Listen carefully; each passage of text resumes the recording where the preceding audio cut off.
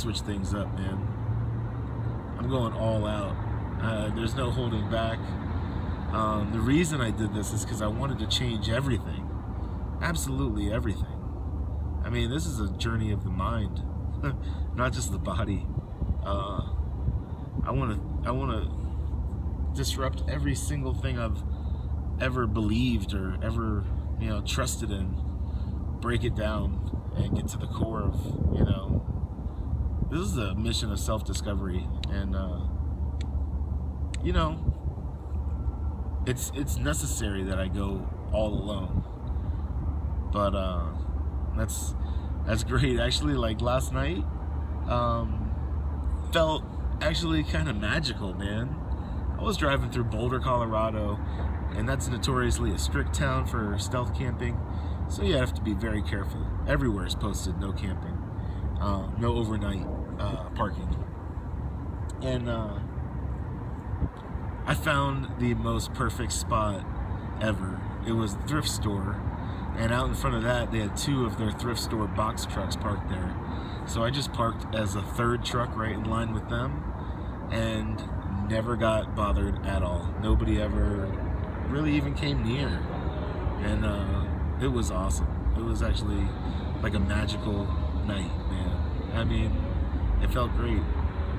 That's why, like, things, a breakdown in my truck, I'm not worried, man. I don't worry about that stuff. If you're my friends and family, please don't worry. Everything is good. Everything is great. One of the reasons I did this is because I don't want to have a 30-year house payment that I have to pay into for 30 years. I want to have a house be paid for and done within 1 year. That's it. I want to purchase a piece of land, and I have my truck. I can park it there and live there today. So I don't need much, and I can build from there. So that's what I'm looking for. I don't want a car payment. I don't want a house payment. I don't even want to make payments on my cell phone. Every single cell phone company now has a plan where you can just upgrade anytime you want, and it's just, $25 more every month on your bill. I don't want to do that anymore. The problem is where did we get away from purchasing things that you actually had money in your hand to purchase? When did that stop? The problem is, this is kind of long, but let me tell you what I know about this problem, because I've been way completely in over my head in debt. I've claimed bankruptcy, and I've rebuilt back to a average credit score. So I've been on both sides, and here's the problem with payments and things that you get to enjoy before you pay for them. What ends up happening is you don't enjoy them. You can't really enjoy anything that you haven't paid for. Let me go into this in 3 different levels, okay? And let's talk about millennials for a second. Just for a second. It's not too bad. Now, millennials, the major topic with millennials is this everyone wins a trophy idea. The people that come in last place, the people that become in first place, they all get a trophy. But that was an experiment we tried, and it just doesn't work. Why doesn't this work? Well, one, it devalues being the best at something. The people that work hard for something great don't get the recognition because everybody's getting recognition.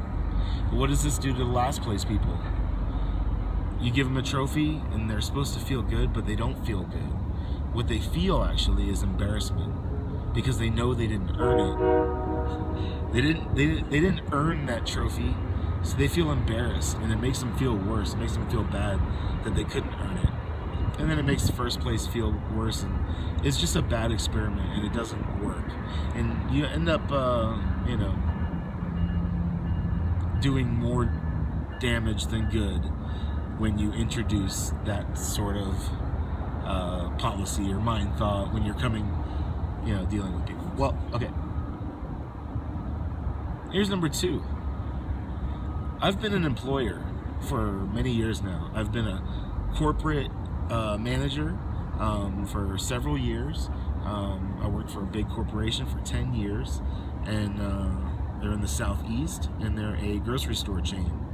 And people would say that they're the best around. And I was a deli manager there.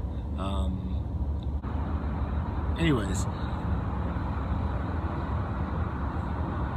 here's a second level. We're gonna go to the second level now. The second level is sirens.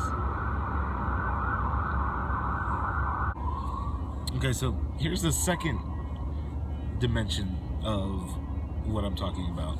The second dimension is I've been an employer. I've managed jobs. I've been a business owner where I led people on a team.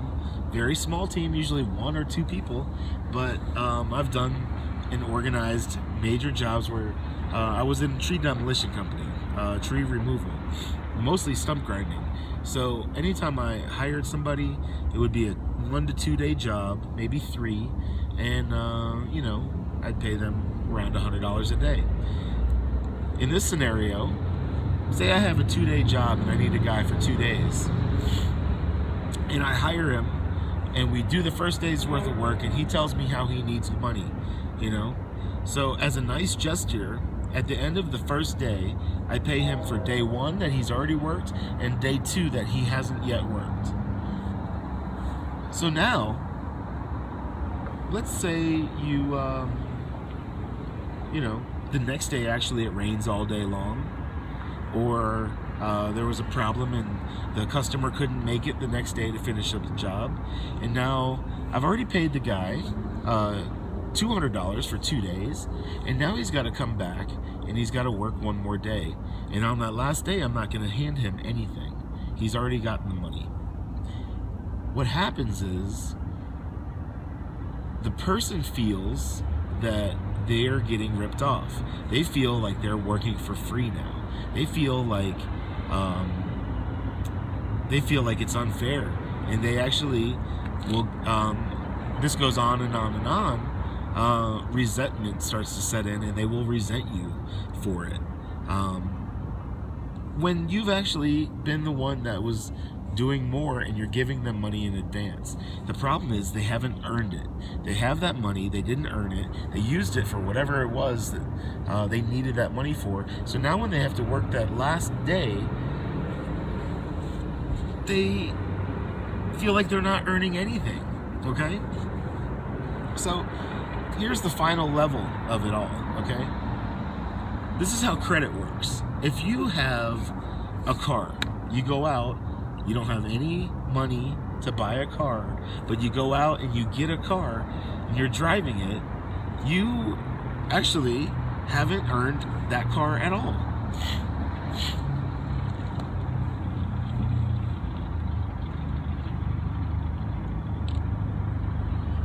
You have not earned that car. All you have is a car payment.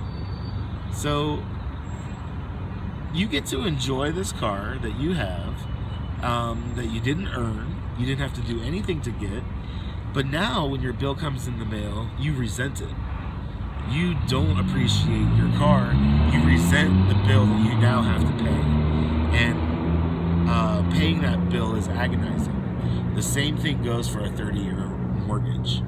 The same thing goes for a pair of shoes that you put on a credit card.